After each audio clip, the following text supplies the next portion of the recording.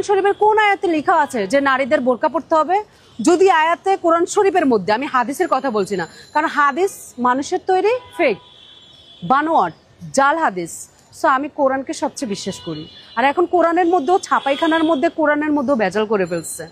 সহি শুদ্ধ কোরআন আপনি পেতে হলে ওই যে খণ্ডকৃত পাবেন, তাও খুঁজতে হবে, ভালো মানুষের কাছ থেকে পাবেন, সুন্নিদের কারো কাছ থেকে পাবেন যদি পান। মাগরিবের নামাজ কয় রাকাত? মাগরিবের নামাজ কয় রাকাত? এটা বলতে চাচ্ছি না দর্শকের কাছে, কারণ আমি নামাজ অনেকদিন পড়ি না, যার জন্য আমি এটা নিয়ে আর কারণ মানে বলতে চাচ্ছি না। কতদিন হয় নামাজ পড়েন? প্রায় বছরের বেশি হয়ে যাবে। এক বছরের বেশি? আমার লাস্ট আমি নামাজ পড়ছি কবে আমার সেটা মনে নাই। I am sorry. আপনি মুসলমান না? আচ্ছা, মুসলমান হয়ে এক বছর ধরে নামাজ পড়তেছেন না, আল্লাহকে বিশ্বাস করেন? অবশ্যই। জান্নাত জাহান্নাম বিশ্বাস করেন? অবশ্যই। আপনি যদি এখন মারা যান, হ্যাঁ, তখন কি করবেন? কি জবাব দিবেন কবরে গিয়ে? জবাব দেওয়ার মধ্যে কিছু থাকবে না, তবে আল্লাহ মাফ করবে এটা ভরসা নিয়ে হয়তো বা।